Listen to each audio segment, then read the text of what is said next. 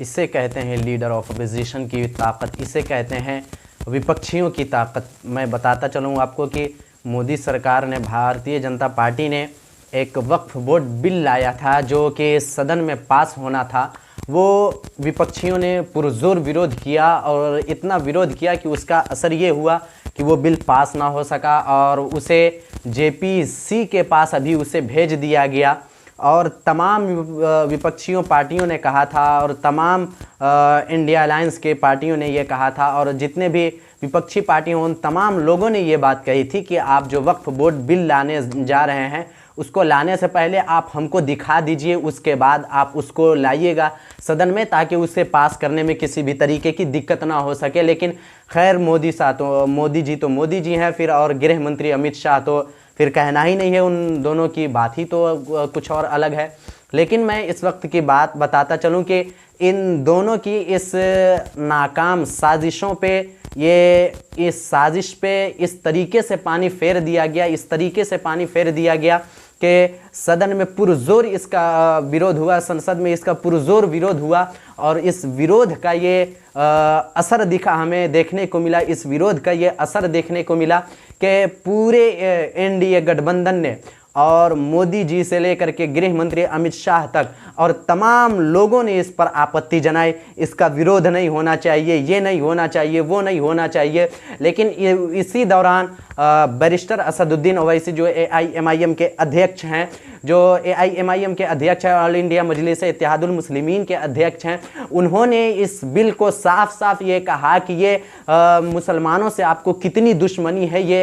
ये बिल सबूत, इसका सबूत देती है कि आपको मुसलमानों से कितनी दुश्मनी है, आपको मुसलमानों से कितनी नफरत है।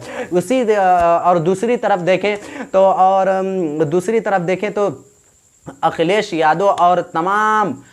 इंडिया अलायंस के पार्टियों ने इसका पुरजोर विरोध किया और इस विरोध का ये असर देखने को हमें मिला कि इसे अभी सदन से बाहर इस बिल को रख दिया गया है। इस बिल को सदन से बाहर रखा गया है इसलिए कि इस बिल को अभी जेपीसी के पास भेजा गया है और जब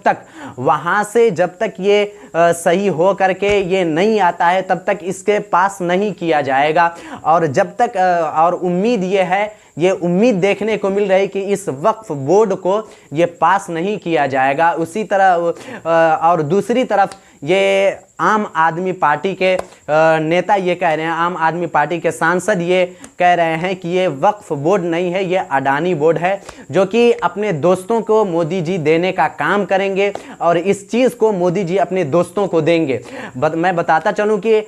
मोदी जी के दोस्त जो कि अभी मशहूर है और तमाम लोग इस चीज़ को जानते हैं कि मोदी जी के दोस्त किन को कहा जाता है और किन के निशाने पे कहा जाता है और वो हैं या नहीं है ये तो कंफर्म मैं नहीं बता सकता हूँ, ये आप सारे लोग समझदार हैं। लेकिन इस वक्त मैं बताता चलूँ कि ये तमाम पार्टियाँ और तमाम लोगों ने और जितने भी विपक्ष के पार्टियां हैं उन तमाम लोगों ने इसका पुरजोर विरोध किया है और इससे ये यहीं तक नहीं छोड़ा है बल्कि इसे सदन से बाहर भी कर दिया है। और इस चीज़ को मोदी जी इस चीज़ के आगे, विपक्ष के आगे अपने घुटना टेक दिए हैं। गृह मंत्री अमित शाह कभी भी गुस्साइल नज़र आ रहे हैं, कभी भी गुस्से में नज़र आ रहे हैं जब अखिलेश यादव बोल रहे हैं और तमाम इंडिया अलायंस के पार्टियां के लोग बोल रहे हैं और उन तमाम सांसद लोग जब ये बोल रहे हैं तो ये मोदी जी के तरफ से ये देखने को हमें मिल रहा है कि वो कितने गुस्से में हैं, वो कितने नाराज़ दिख रहे हैं